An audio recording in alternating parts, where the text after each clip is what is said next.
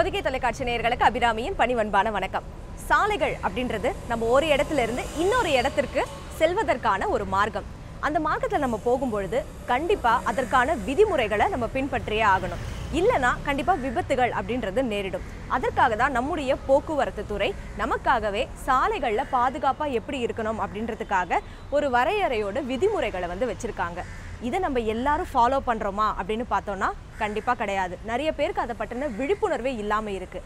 அதனால தான் விழிப்புணர்வு இதை பற்றி மக்களிடம் இருக்கணும் அப்படின்றதுக்காக நம்முடைய போக்குவரத்து துறை மற்றும் அரசாங்கம் எல்லாருமே இணைந்து சாலை பாதுகாப்பு விழிப்புணர்வு வாரம் அப்படின்றத கடைபிடிக்கிறாங்க.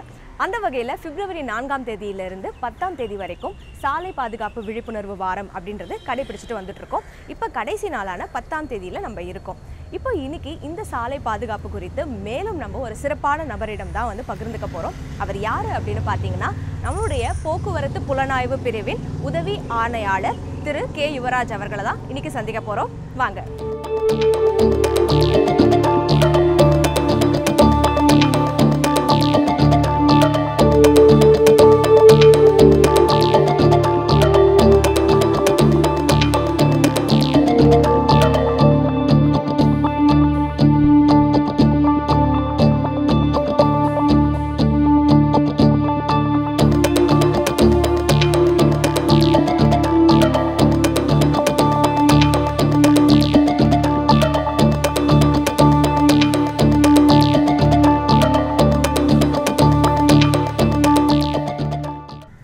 சார் வணக்கம்.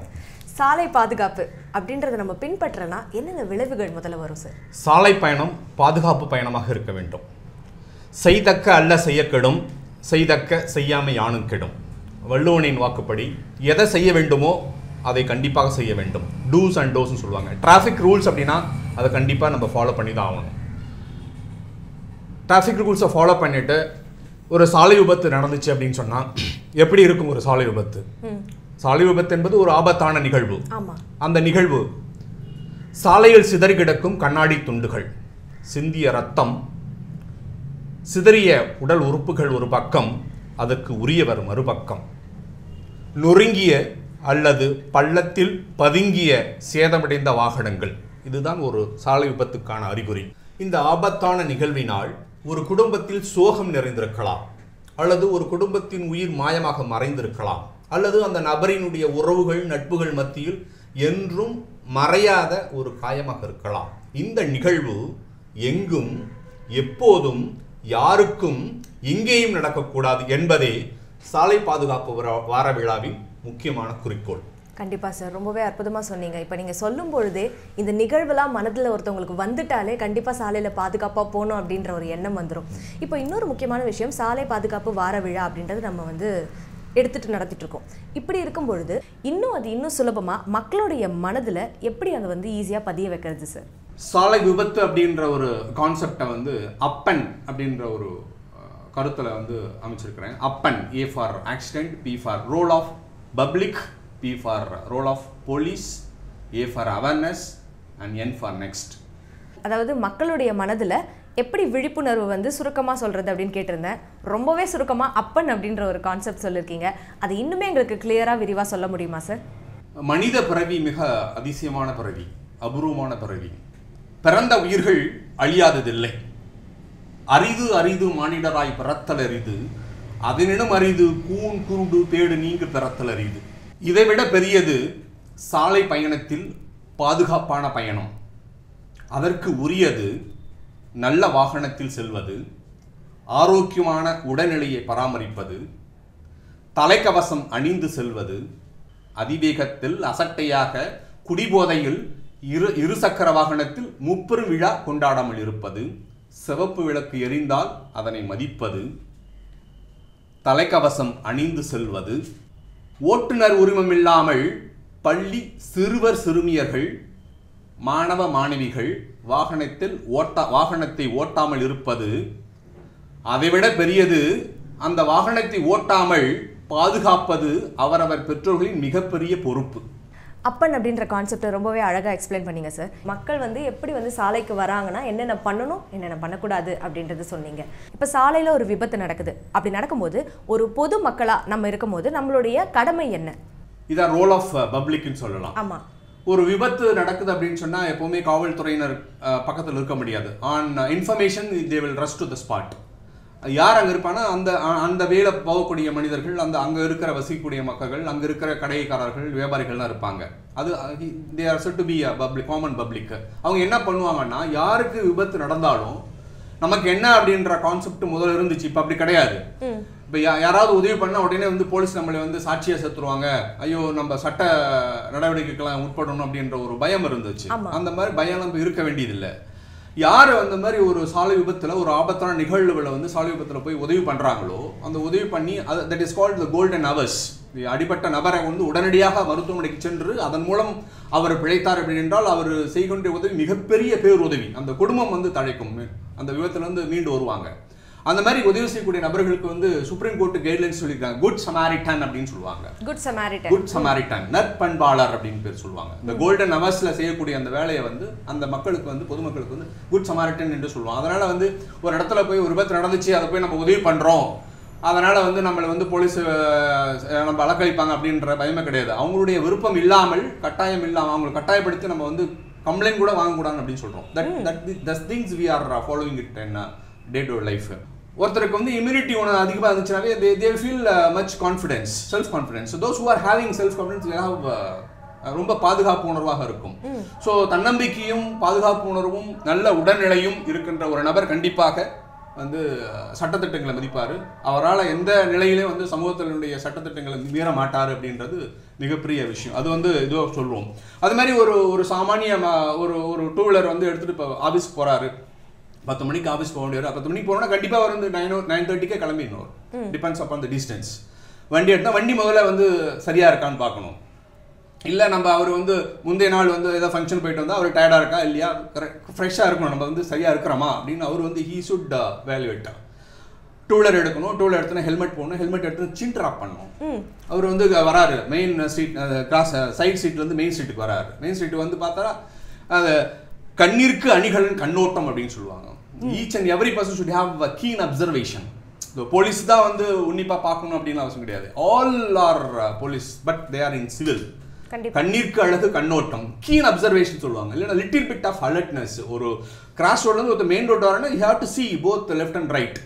அங்கே வந்து வயதானவர்கள் போவாங்க, நடக்க முடியாதவங்க போவாங்க, திடீர்னு கிராஸ் பண்ணுவாங்க. அவங்களுக்கு வந்து ஏதோ பலதரப்பட்ட யோசனையில் போவாங்க வயதானவர்கள், அவங்க திடீர்னு கிராஸ் பண்ணுவாங்க. So you have to be little bit of alert. The little bit of alertness இருந்தாவே வந்து we can avoid accident. That is to be understood by all the common public. அவசரமாக போகக்கூடாது, அசட்டையாக இருக்கக்கூடாது. எங்கேயாவது போனால் உடனே முன்னெச்சரிக்கையாக முன்கூட்டியே கிளம்பி போனால் இந்த மாதிரி சிறிய தவறுகளை ஏற்படக்கூடிய விபத்து வந்து கண்டிப்பாக தடுக்க முடியும். இப்போ ஒரு சாலையில் போயிட்டு இருக்கோம், திடீர்னு ஒரு வாகனத்தில் இன்னொரு வாகனம் இடிச்சிடுறாங்க. உடனே 2 பேரும் மாறி நான் தான் ரூல்ஸ் ஃபாலோ பண்ணேன், நீங்கள் ரூல்ஸ் ஃபாலோ பண்ணல அப்படின்னு ஒரு சண்டை போட்டுட்டு இருக்காங்க. இதனால சுற்றி இருக்கிறவங்களுமே வந்து பாதிக்கப்படுவாங்க, அவங்க ஒரு பெரிய டிராஃபிக்காக ஆகும். இந்த மாதிரி பண்றவங்களுக்கு நீங்க என்ன சொல்ல விரும்புறீங்க? இது ரொம்ப நடைமுறையில் நடக்கிற விஷயம். ஆமா, ரொம்ப சிம்பிளா சொல்லணும்னா மாமா கான்செப்ட்னு சொல்லலாம். மாமா கான்செப்ட், மன்னிப்போம் மறப்போம். ஆஹா, யாராவது நீங்க போயிட்டு இருக்கீங்க, உங்க திடீர்னு அவங்க வேணும்னு இடிக்கலாம், அல்லது தவறுதலாக கூட இடிச்சிடலாம். அந்த இடத்துல வந்து நீ பெரிய ஆளா நான் பெரிய ஆளா அப்படின்லாம் ப்ரூவ் பண்ண வேண்டியதில்லை. சரி, அவரு உடன்பெறவா சகோதரர், உடன்பெறவா சித்தப்பா பெரியப்பா அத்தை மாமா அத்தை அவங்களதான் இருக்க வேண்டும். அந்த கான்செப்ட் எப்பவுமே யாதும் ஊரே அவர்கள் மாதிரி எல்லாருமே, நம்ம குடும்பத்தை தவிர மற்றவங்க எல்லோருமே வந்து உடன்பெறவா சகோதர சகோதரிகள் சித்தப்பா பெரியப்பா மாமா அத்தை அப்படிதான். அதுதான் வந்து கான்செப்ட். அந்த கான்செப்டை வச்சுக்கணும்.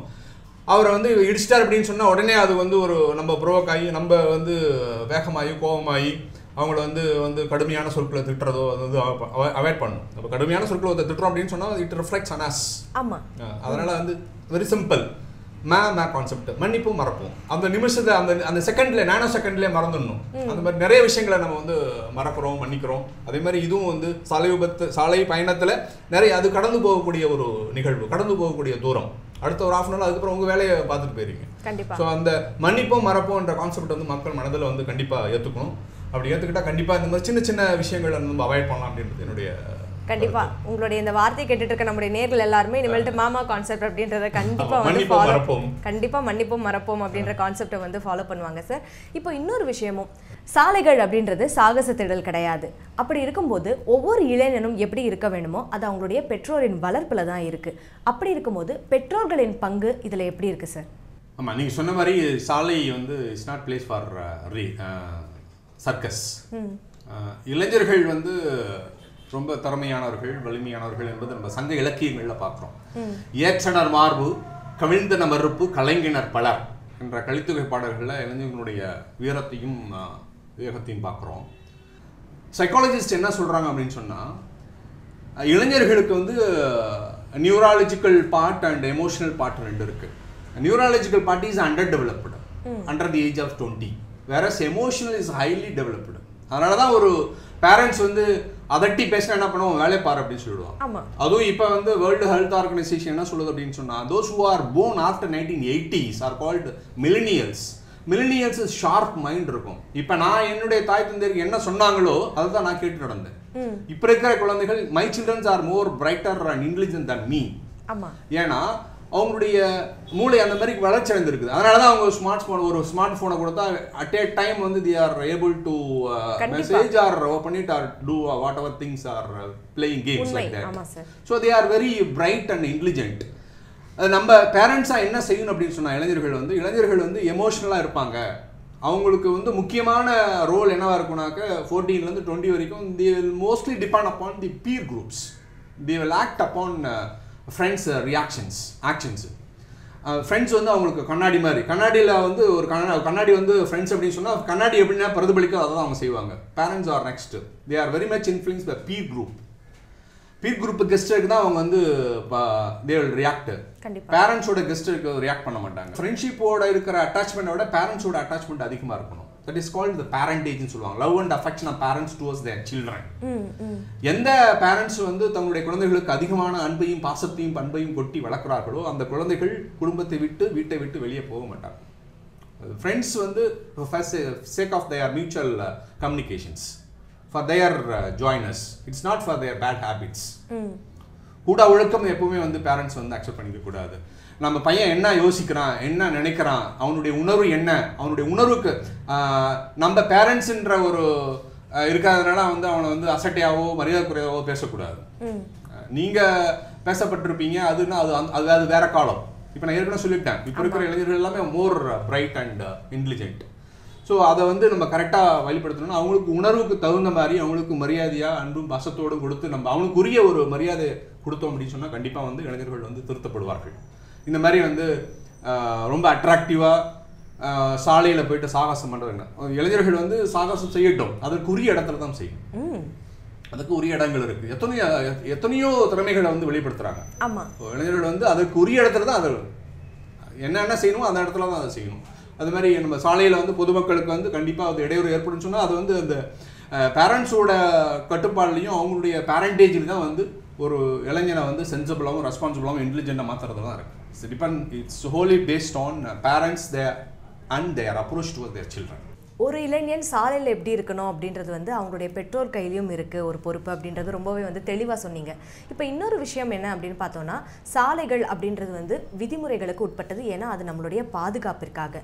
அப்போது என்னென்னலாம் பண்ணால் நம்ம சாலை விபத்துகளை தவிர்க்கலாம்? சாலைகள் சோலைகளாக இருக்க வேண்டும். சாலையை வந்து நேசிச்சா நம்ம பயணிக்கின்ற சாலையை வந்து நேசிக்க வேண்டும். அப்போ வந்து கண்டிப்பாக இந்த மாமா கான்செப்ட் நம்ம ஒர்க் அவுட் ஆகிடும். சாலையை நேசிக்கின்ற பொழுது கண்டிப்பாக வந்து நம்மளுக்கு ஏதாவது சிறிய தொந்தரவு இருந்தாலும் பரவாயில்ல, மன்னிப்போம் மறப்போம் என்ற கான்செப்டில் நம்ம வந்து will travel in a safe. இது சாலைகளில் வந்து சாலை விதிகள் அப்படின்னு சொன்னால் கண்டிப்பாக வந்து ஒரு 2-வீலர் ஹெல்மெட் போட்டு தான் ஆகணும். அதுவும் ரைடர் அண்ட் பில்லியன் ரைடர். ஹெல்மெட்டை வந்து டேங்கில் மாட்டிக்கிட்டோ அல்லது ஹேண்ட்பேரில் மாட்டிக்கிட்டோ இல்லை பின்னாடி வந்து கட்டி தொங்க விட்டு போகக்கூடாது. ஆமாம், அது வந்து ஒரு டெக்கரேஷன் பொருள் கிடையாது வண்டிக்காக. It is for your safety. தலைக்கவசம் தலைமுறையை காப்போம். உங்கள் தலைக்கவசம் வந்து உங்கள் தலைமுறையை காப்போம். It's not for adjusting the enforcement agency or compromising the agency. Traffic rules and regulations is not just rules. Traffic rules is not rules and regulation. It is more than that. Safeguarding our lifes. கண்டிப்பா ஒரு two wheeler வந்து கண்டிப்பாக வந்து helmet போட்டு போகணும், car ஓட்டுனா கண்டிப்பாக வந்து seat பெல்ட்டை போட்டு போகணும், ஓவர் ஸ்பீடில் போகக்கூடாது, ரெட் லைட் இருந்துச்சுன்னா அட்வான்ஸாக வந்து நம்ம அந்த பெடஸ்ட்ரியன் கிராஸுக்கு முன்னாடியே நம்ம நிறுத்திடணும். நம்ம டிரைவிங்கில் போகும்போது கண்டிப்பாக you should not listen to music distracting your driving. அப்போ வந்து திடீர்னு சென்ட்ரல் மண்டியிலேருந்து யாரோ ஒரு வயசான பெரியவரோ அல்லது திடீர்னு இளைஞர்களோ ஏறி குதிப்பாங்க. நீங்கள் ஒரு ஓவர் ஸ்பீடில் போகும்பொழுது you will not be able to, or while you are listening music and driving வந்து it will not be safe to stop the vehicle. You are listening something. So நீங்கள் டிரைவிங் வந்து கண்டிப்பாக வந்து ஒரு ரொம்ப கவனமாக தான் போகணும். அதே மாதிரி வந்து ரெட் லைட்டை வந்து பார்த்தா நிறுத்திடணும், ட்ரிபிள்ஸில் போகக்கூடாது, ட்ரங்க் அண்ட் டிரைவிங்கில் போகக்கூடாது. டாடா ஏசி வாகனங்கள் வந்து கூட்ஸ் வண்டியில் வந்து மக்களை ஏற்றிட்டு போவாங்க, அதுவும் வந்து ஒரு ஆபத்தான செயல். அதையும் வந்து தவிர்க்கணும். முக்கியமாக வந்து தூக்கத்தில் வந்து வண்டி ஓட்டக்கூடாது. ஒருத்தர் வந்து தூக்கம் இல்லாமல் ஒரு வண்டி ஓட்டுறா அப்படின்னா, தூக்கம் இல்லாமல் காலையில் ஒரு வேலையை ஒருத்தர் செய்கிறான் அப்படின்னு சொன்னால் அவங்களுடைய உள்ளமும் உடலும் பாதிக்கப்படும் அப்படின்னு சொல்கிறாங்க. உடல் ஐம்புலன்களும் வந்து சோர்வு ஏற்படும். கண்டிப்பாக நைட்டு தூங்கினா காலையில் கை கால் எல்லாமே வந்து சோர்வு ஏற்படும். அந்த நிலையில் அவர் வந்து வாகனத்தை ஓட்டினா எப்படி அவரால் வந்து கட்டுப்பாடோட ஒரு கவனத்தோட வண்டி ஓட்ட முடியும்? ஸோ தூக்கம் வந்துச்சு அப்படின்னு சொன்னால் கண்டிப்பாக வந்து அதை வந்து you should take proper rest, at least ஒரு 1 hour ரெஸ்ட் எடுத்து அதை வந்து கார் டிரைவரும் தெரிஞ்சுக்கணும். தனியாகவே வந்து ஓனர் கம் டிரைவர்ஸ் இருப்பாங்க நிறைய பேர், அவங்க வந்து வருமானம் ஈட்ட வேண்டும் என்ற ஒரே எண்ணத்துக்காக குடும்பத்திற்காக கடைசியில் வந்து குடும்பத்தை விட்டுட்டு அவர் ஏதாவது விபத்தில் மாட்டிக்கூடாது. ஸோ தூக்கம் என்பது முக்கியமான விஷயம். தூக்கம் இருந்தாலும் அதை வந்து மிகப்பெரிய ஆக்சிடென்ட்லாம் வந்து தூக்கம் ஓவர் ஸ்பீடாக போயிட்டே இருப்பாரு, திடீர்னு ஒரு நானோ செகண்ட் அவர் வந்து அப்படி கண்ணை மூடிடுவார். Accident is an unexpected event. கண்டிப்பா. ஸோ அதை வந்து அவாய்ட் பண்ணணும். கண்டிப்பா சார். இப்போ இன்னொரு முக்கியமான விஷயம் பார்த்தீங்கன்னா, கனரக வாகனங்கள் இருக்கும், 4 சக்கர வாகனங்கள்லாம் இருக்கும். ஈவன் நடக்கிறவங்களுக்கு கூட சாலை வந்து எல்லாருக்குமே பொதுவாக இருக்கிறதுனால இந்த பெடஸ்ட்ரியன்ஸ்ன்னு சொல்கிறோம்ல, அவங்கெல்லாம் இந்த சாலையில் எப்படி பாதுகாப்பாக இருக்கிறது சார்? ஆமாம், இப்போ ஒரு சாலை விபத்து அப்படின்னு சொன்னால் அதிகமான பாதிக்கப்படுறவங்க யார் அப்படின்னு சொன்னாங்க pedestrians plus motor cyclist. Pedestrians வந்து திடீர்னு ஏதோ ஒரு யோசனையில் பட்டுன்னு கிராஸ் பண்ணிவிடுவாங்க, வர டூ வீலர்ஸ் வந்து இடிச்சிருவாங்க, கவனம் இல்லாமல் அல்லது ஓவர் ஸ்பீடில் வரும்பொழுது இடிச்சிருவாங்க. அது முன்னாடி அந்த கண்ணுக்கு அழகு கண்ணோட்டம் என்ற மாதிரி அந்த அப்சர்வேஷன் இல்லாமல் வரும்பொழுது அது ஆக்சிடென்ட் ஆகும். அதிகபட்சமாக பாதிக்கப்படுறது பெடஸ்ட்ரியன்ஸும் மோட்டார் சைக்கிள்ஸும் கண்டிப்பாக ஹெல்மெட் போட மாட்டாங்க. ஹெல்மெட் போட்டதாலும் சின் ட்ராப் பண்ண மாட்டாங்க. ஹெட் மேஜர் விக்டிம்ஸ் இந்த accidents only due to head injury. அதை வந்து இது முக்கியமாக. இப்போ பெடஸ்ட்ரியன்ஸ் என்ன பண்ணால், பெடஸ்ட்ரியன்ஸ் ஒவ்வொரு இடத்துலையுமே வந்து பெடஸ்ட்ரியன் கிராசிங்ஸ் இருக்குது. இப்போ நைட்டில் வந்து ரெஃப்ளெக்டர் லைட்லாம் வச்சுருக்காங்க. இப்போ அதே மாதிரி வந்து சைக்கிளிஸ்ட் போகிறதுக்கும் இப்போ பைசைக்கிள் பாதைன்னு சொல்லி இப்போ நம்ம படம் போட்டு காமிச்சிருக்காங்க. ஸோ அந்த மாதிரி இது வந்து ஈவன் வந்து ஒரு ஆக்சிடென்ட் நடந்துச்சு அப்படின்னு சொன்னால் அந்த ஆக்சிடென்ட் நடந்துச்சு அப்படின்னு சொல்லிட்டு ஒரு பொம்மை ஒன்று போட்டு அந்த இடத்துல 304A ஃபேட்டல், அந்த இடத்துல வந்து ஒரு சாலை விபத்துனால உயிர் வந்து இறந்துருக்கு அப்படின்றது இண்டிகேட் பண்ணுறதுக்கு. So the lot of awareness signs இருக்குது. No parking, no pedestrian crossing, so this is the way for pedestrian crossings. Then signboard, reflectors, even speed breakers வந்து whiteல வந்து நைட்ல வந்து வெளிச்சம் வர மாதிரிலாம் ரிஃப்ளெக்டர்ஸ்லாம் வச்சிருக்காங்க. So there are lot of safety மெஷர்ஸ்லாம் எடுத்துட்டு இருக்காங்க. அதே மாதிரி பாதசாரிகள் போகும்பொழுதும் இந்த செல்ஃபோன் இப்போ எல்லாருமே இயர்ஃபோன்ஸ் யூஸ் பண்ணிட்டு போகிறதுனால நிறைய விஷயங்கள் வந்து கவனச்சிதறலாம் வந்து விட்டுடுறாங்க. அதையுமே அவங்க மனசில் வச்சுட்டு போகணும் அப்படின்றத வந்து நம்ம எல்லாருக்குமே எடுத்துகிட்டு இந்த விழிப்புணர்வு வாரத்தில் எடுத்து செஞ்சுட்டு இருக்கோம். இப்போது அடுத்த விஷயம் என்ன அப்படின்னு பார்த்தோம்னா, ஒரு காவலர் அவருடைய கடமை மக்களோடு எப்படி இருக்கணும்? ஏன்னா காவலர் வந்து நம்மளுடைய நண்பன் அப்படின்னு சொல்லுவோம். அதே வகையில் தான் நீங்கள் ஒரு நண்பனாக எங்களுக்கு எல்லா விஷயத்தையுமே இந்த நிகழ்ச்சியில் சொல்லிட்டு இருக்கீங்க. அப்படின்னு இருக்கும்போது இந்த சாலையில் அந்த நண்பன் நமக்கு எப்படி வந்து உதவுவார்? Role of police. இப்போ வந்து ஒரு ஆக்சிடெண்ட்டை பொறுத்த வரைக்கும் before the accident, after the accident. Before the accident என்ன பண்ணுவோம்னா, இப்போ வந்து ஒரு மிகப்பெரிய சாலை எடுத்துக்கிட்டோம் அப்படின்னு சொன்னால் அந்த சாலையில் வந்து எங்கெங்கெல்லாம் ஆக்சிடென்ட் நடந்திருக்குது அப்படின்னு சொல்லிட்டு, ஆக்சிடென்ட் ஃப்ரீக்வெண்ட்டாக எங்கே நடந்திருக்குது, ஒரு உயிரிழப்பு ஏற்படுத்தப்பட்ட இடங்கள் எது, கிரீவியஸ் இன்ஜுரிஸ், அதெல்லாம் வந்து எடுத்து இந்த இடத்துல எதனால் ஆக்சிடென்ட் நடந்துச்சுன்னு சொல்லிட்டு அதுக்குள்ள ரீசனை வந்து கண்டுபிடிச்சோம். ப்ளஸ் வயலேஷன் இருந்துச்சுன்னா, அப்போ அந்த இடத்துல வந்து ஹெல்மெட் போடாமல் ஒரு 2 வீலர்ஸ் அதிகமாக போயிருக்காங்க அப்படின்னா அந்த இடத்துல ஹெல்மெட் போகிறதுக்கு என்ஃபோர்ஸ்மெண்ட் வந்து இன்க்ரீஸ் பண்ணுவோம். அதிகமான ஹெல்மெட் வயலேஷன்ஸ் கேஸ் போடுவோம். ஓவர் ஸ்பீடாக போகிறதுக்கு கேஸ் போடுவோம். ஸோ அந்த வைலேஷன்ஸ் எங்கே இருக்குதோ அதுக்கு தகுந்த மாதிரி வந்து we will concentrate on enforcement as well as ensuring preventive measures. இப்போ ஃபார் எக்ஸாம்பிள் ஸ்ட்ரைட் ரோடு இருக்கும், அந்த ஸ்ட்ரைட் ரோடில் ஒரு கோவ் இருக்கும், அந்த இடத்துல அவர் தெரியாமல் அதே ஸ்பீடில் போய் இடிச்சிடுவார். ஸோ அந்த கவ் வந்துச்சுன்னா அந்த வளைவான பகுதி மெதுவாக சொல்லவும், அந்த மாதிரி ஒரு sign boards, preventive measures based on reasons வந்து அதை எடுப்போம். அதை தவிர்த்து இன்சிடென்ட் ஒரு ஆக்சிடென்ட் ஆயிடுச்சு அப்படின்னு சொன்னாக்க உடனே வந்து இப்போ யாரும் நம்ம போய் கூட யாரும் இருக்க போறது இல்லை. அந்த யார் பப்ளிக்கோ on inform will receive the calls from the public or from the hospital or from the any one who is affected. இப்போ உடனே ஸ்பாட்டுக்கு போயிட்டு அது ஆக்சிடென்ட் நடந்துச்சு, அடிப்பட்ட நபரை வந்து அந்த கோல்டன் ஹவர்ஸ் அங்கே போயிட்டு ரீசன் அனலைஸ் பண்ணுவோம். ஃபர்ஸ்ட் வந்து is to only to safeguard the lives.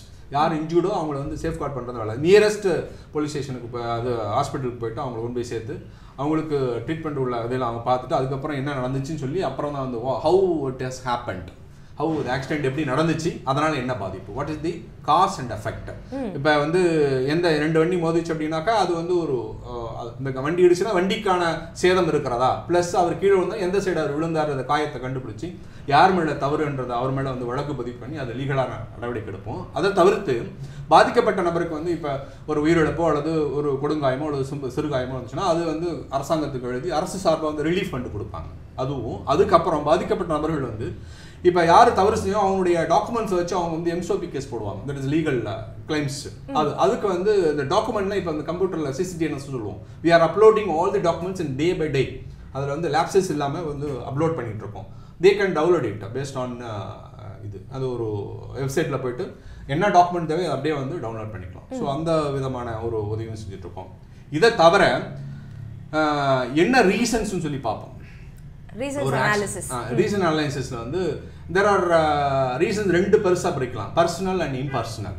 Personal வந்து ரேஷாக போகிறது, ஸ்பீடாக போகிறது, ட்ரங்க் அண்ட் டிரைவிங்கில் போகிறது, ஹெல்மெட் எல்லாம் போகிறது, ஹெல்மெட் டேங்கில் வச்சுட்டு போகிறது, இல்லைனா ஹேண்ட்பேரில் போட்டுறது, ஹெல்மெட் போட்டு சின்ட்ரா போட்டு போகிறது, ஸ்பீட் பிரேக்கை கவனிக்காமல் போகிறது, இல்லைனா வந்து பஸ்ஸுக்கு நடுவில் போகிறது, இல்லைனா பஸ்ஸை ரேஷ் பண்ணி ஸ்பீடாக போகிறது, நீங்கள் சொன்ன மாதிரி வந்து சைலன்ஸையும் ஹார்னையும் வந்து வச்சுக்கிட்டு ஒரு த்ரில்லிக்காக போகிறது. So these are all the personal reasons. இப்போ அது சின்ன சின்ன பிட்ஸு கூட வந்து it will have an impact. ஒரு இப்போ பஸ்ஸு போயிட்டு ஒரு தடவை பஸ்ஸு போயிட்டு இருந்துச்சு, ஒரு மருமகன் மாமனார் அப்படியே போயிட்டே இருக்கிறாரு, ஒரு சின்ன போர்ட் ஹோலில் விட்றாரு ஸ்பீடாக, ஒரு அப்படியே கீழே வந்து bus run over. So it's fraction of second, little bit of alertness இருக்கணும். அந்த இது வந்து அந்த மாதிரிலாம் இருந்தால் கண்டிப்பாக வந்து நம்ம ஆக்ஷன் எடுக்க முடியும். இந்த மாதிரி ரீசனுங்களை அனாலிசிஸ் பண்ணி இந்த ரீசனால இங்கே ஆக்ஷன் நடந்துச்சுன்னு சொல்லிட்டு அதை வந்து இந்த இடத்துல வந்து ஸ்பீட் பிரேக்கு, வேகம், மித வேகம் நன்று, ஆபத்தான விளைவு, பெடஸ்ட்ரியன் கிராசிங்ஸ், இந்த மாதிரி எல்லாம் வந்து ஒரு சைன் போர்டு வச்சு ப்ரிவென்டிவ் மெஷர்ஸும் எடுப்போம். So these are all the methods to prevent an accident. கண்டிப்பாக ஒரு காவலருக்கு வந்து என்னென்ன பொறுப்புகள் இருக்குது அப்படின்றத வந்து ரொம்பவே அற்புதமாக சொன்னீங்க சார். இப்போ சமீபத்தில் கோடம்பாக்கத்தில் வந்து ஒரு பெண்மணி வந்து வாகனத்துலேருந்து இறங்குறாங்க, ஒரு ஆட்டோலேருந்து உடனே இறங்கிட்டு பக்கத்துலேயே வந்து ஒரு டிராஃபிக் போலீஸ் இருந்தார். உடனே அவர்கிட்ட போய்ட்டு ஒரு கம்ப்ளைண்ட் பண்ணுறாங்க, ரொம்ப ஹார்ஷாக அவர் ட்ரைவ் பண்ணுறாரு அப்படின்னு சொல்லிட்டு. உடனே அந்த டிராஃபிக் போலீஸும் என்ன பண்ணார், அவரை கூப்பிட்டு வச்சு ஏன் இப்படி வண்டி ஓட்டுற அப்படின்னு சொல்லிட்டு கேட்டு விட்டாங்க. இப்போது அந்த பெண்மணிக்கு அந்த இடத்துல அந்த டிராஃபிக் போலீஸ்கிட்ட சொல்லணும் அப்படின்ற ஒரு அவேர்னஸ் இருக்குல்ல சார், அது பார்க்கும்போதே வந்து ஒரு சந்தோஷமாக இருந்தது. கண்டிப்பாக இந்த சாலை பாதுகாப்பு வாரம் நம்ம கொண்டாடிட்டு இருக்கிறதுல அது ஒரு பிரதிபலிப்பாக தான் அதை நான் பார்த்தேன். அப்படி இருக்கும்போது இன்னும் என்னென்ன விழிப்புணர்வு நம்ம மக்களிடம் இன்னும் இருக்கணும்? ஒரு இன்சிடெண்ட்டை வந்து நீங்கள் போலீஸ் சொல்லணும்னா, இப்போ ஆசியாவிலேயே மிகப்பெரிய ஒரு சிஸ்டம் வந்து நம்ம சென்னை சிட்டியில் இருக்கிறன்னா 100 கால்ஸ் சிஸ்டம். நீங்கள் 100க்கு ஃபோன் போட்டிங்கன்னா your complaint is என்ட்ரட் in computer system. அதுக்கு வந்து ரியாக்ஷன் இல்லாமல் அந்த கம்ப்ளைண்ட்டை க்ளோஸ் ஆகும். ஸோ 100 கால்ஸ் வந்து is best system. Any public on any incident can dial up to 100. இல்லைன்னா அங்கே பக்கத்தில் யார் போலீஸ் இருக்காங்களோ அவங்கள்ட்ட சொன்னால் நியர்பை போலீஸ் ஸ்டேஷன், அல்லது இப்போ லேட்டஸ்ட்டாக ஒரு ஆப்ஸ் வந்து டெவலப் பண்ணுவாங்க, டிஜி காப்ஸ் அப்படின்னு சொல்லிட்டு. டிஜி காப்ஸ் அந்த சிஸ்டத்தை நம்ம யூட்டிலைஸ் பண்ணிக்கலாம். இப்போ இது வந்து ஒரு சிஸ்டத்தை வந்து ஒரு இன்சிடென்ட் வந்து இன்ஃபார்ம் பண்ணுறதுக்கு. இப்போ அடுத்து எப்படி என்ன மக்களுடைய அவேர்னஸ் கிரியேட் பண்ணணும் அப்படின்னு சொன்னால், ஒரு டூ வீலர் ஓட்டுறவர் வந்து ஒரு கையில் வண்டி ஓட்டுவார், இன்னொரு கையில் காதில் வந்து செல்ஃபோன் இருக்கும், ஹெல்மெட் வந்து டேங்க் மேலே இருக்கும், இல்லைன்னா ஹேண்ட் பாரில் மாட்டி வச்சுருப்பாங்க. நெஞ்சி பொறுக்குது இல்லையான்னு சொல்லி பாரதியோட பாடல் தான் எனக்கு ஞாபகம். என்ன காரணம் அப்படின்னு சொன்னால், ஒரு விபத்து நடந்துச்சு அப்படின்னு சொன்னால் அந்த ஒரு இளைஞன் அந்த இடத்துல உயிரை விடுறான் அப்படின்னு சொன்னால் அந்த குடும்பத்தில் ஒரு நீடித்த படபடப்பையும் பதற்றத்தையும் இந்த இளைஞனுடைய வாழ்க்கையே வந்து முடிஞ்சு போடுது. அந்த குடும்பமே வந்து முழு சோகத்தில் முடிஞ்சிடும். அது திரும்ப மீண்டு வரத்துக்கு டிக்கெட்ஸ் கூட ஆகலாம். ஸோ அதனால் வந்து அந்த விஷயத்தை வந்து மனசில் நினச்சி வச்சுக்கணும். அது முக்கியமான விஷயம் கூட. ரொம்பவே அற்புதமான ஒரு விஷயத்தை வந்து சொல்லியிருக்கீங்க. இன்னொரு விஷயம் வந்து எப்போவுமே வந்து தண்டனைகள் ஒரு ரொம்ப ஸ்ட்ராங்காக இருந்தால் தான் தவறுகள் குறையும் அப்படின்னு சொல்லுவாங்க. இப்போ இருக்கிற தண்டனைகள், அதாவது ஹெல்மெட் போடலன்னா இவ்வளோ ஃபைன் கட்டணும், குடித்து வாகனம் ஓட்டினா அதுக்கு வந்து ஜெயில் தண்டனை இருக்குது, அந்த மாதிரி நிறைய விஷயம் இருக்குது. அப்படி இருக்கும்போது அந்த தண்டனைகள் இன்னும் வலுவாக இருக்கணும்னு நீங்கள் நினைக்கிறீங்களா, இல்லை இருக்கிற தண்டனைகளே போதுமானது தான், நம்மளுடைய மக்கள் அதை பின்பற்றிடுவாங்க அப்படின்னு நினைக்கிறீங்களா? இல்லை, ஏற்கனவே இருக்கிற தண்டனை வந்து போதுமானதாக இருக்குது. இப்போ வந்து ஒரு குடிச்சிட்டு ஒரு வண்டியை ஓட்டு ஆக்சிடென்ட் ஏற்பட்டு ஒரு உயிரிழப்பு ஏற்பட்டுச்சுன்னா நம்ம வந்து 304 Part 2ன்னு சொல்லுவாங்க. வேண்டுமென்றே ஒரு உயிரை வந்து எடுத்திருக்காரு, கல்பபிள் ஹோமிசைட்னு சொல்லுவாங்க. அந்த மாதிரி இப்போ வந்து குடிச்சிட்டு ஒரு வண்டி ஓட்டார் அப்படின்னு ஆக்சிடென்ட் இருந்துச்சுன்னா கண்டிப்பாக they will be sent for jail. So there is no compromise. Even they are college students or juveniles. அவங்க வந்து கண்டிப்பாக வந்து ஒரு deterrent, there are always deterrent and reformative theories in legal system. Deterrent, making fear among the others. அது வந்து putting him in the jail.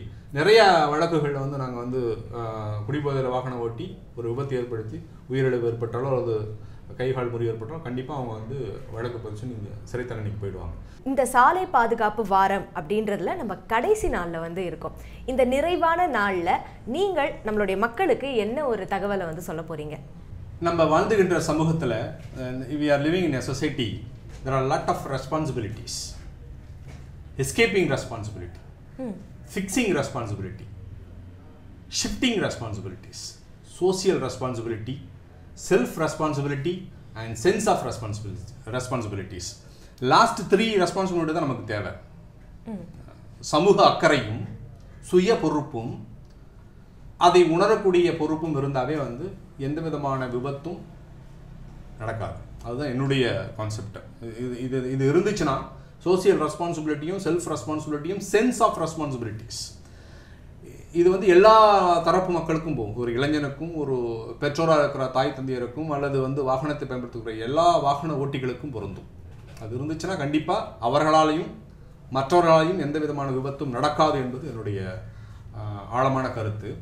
ஒரு மைதானத்தை நோக்கி எல்லா தரப்பு மக்களும் ரொம்ப அவசரமாக ரொம்ப ஆர்வமாக ஓடிட்டு இருக்காங்க. குழந்தைகள் முதல் பெரியவர்கள் முதல் வியாபாரிகள் முதல் நடைபாதைகள் எல்லாரும் ஓடிட்டு இருக்காங்க. கல்லூரி மாணவர்கள், சிறுவர்கள், பெரியவர்கள், பெண்மணிகள், வயதானவர்கள், முதியவர்கள், நடக்க முடியாதவர்கள் எல்லாம் ஓடிட்டே இருக்கிறாங்க. மிகப்பெரிய அந்த மைதானத்தில் ஒரு பெரிய பேனர், அந்த பேனரில் விபத்தில்லா சென்னை, விபத்தில்லா தமிழகம், விபத்தில்லா தேசம் அப்படின்ற ஒரு பேனர் எழுதி வச்சிருக்காங்க. எல்லா தரப்பு மக்களும் வந்து ஆர்வமாக வந்து அந்த பேனரை பார்த்துட்டு எல்லாரும் வந்து ஒரு நெஞ்சில் கை வச்சு ஒரு பிரமாணம் எடுத்துக்கிறாங்க. கண்டிப்பாக நம்ம டிராஃபிக் ரூல்ஸை ஃபாலோ பண்ணணும். அந்த பேனருக்கு பின்னாடி ஒரு மிகப்பெரிய சாலை, அந்த சாலையில் லேண்ட் சிஸ்டத்தோடு எல்லாரும் போயிட்டுருக்காங்க. டூ வீலரில் போகிறவங்க எல்லாருமே ஹெல்மெட் போட்டுட்ருக்காங்க, both rider and pillion rider. காரில் போகிறவங்க யாரும் முந்திக்கிட்டு போகிறதே கிடையாது, எல்லாரும் சீட் பெல்ட்டோடு போகிறாங்க. ஒரு அமைதியான ஒரு பயணமாக இருக்கிறது. அந்த மாதிரி ஒரு சாலை பயணம் இருக்கணும் என்பது என்னுடைய கனவு. அதுக்காக இந்த அப்பன் கான்செப்ட் தொடர்ந்து இருந்துகிட்டே இருக்கும் என்பது. ரொம்பவே அற்புதமாக அப்பன் அப்படின்ற ஒரு கான்செப்ட் சொன்னீங்க. ஒரு சாமானியனா ஒரு மக்களுடைய பொறுப்பு என்ன, ஒரு காவலருடைய பொறுப்பு என்ன, சாலை அப்படின்றது எவ்வளவு முக்கியமாக நம்ம வந்து விதிமுறைகளோடு வந்து ஒரு பயணம் செய்யணும் அப்படின்ற எல்லா விஷயங்களுமே எங்களுக்காக சொன்னீங்க. மக்களும் வந்து இதை புரிந்து நடந்துக்கணும் அப்படின்றத இந்த வேளையில் நம்ம முன்னிறுத்தி இவ்வளோ நேரம் உங்களுக்கு ரொம்பவே சுலபமாக இந்த டிராஃபிக் ரூல்ஸ்னா என்ன, மக்கள் என்ன பண்ணணும், என்ன பண்ணக்கூடாது, எவ்வளோ விழிப்புணர்வாக இருக்கணும்னு எல்லாமே எங்ககிட்ட பகிர்ந்துக்கிட்டீங்க சார்.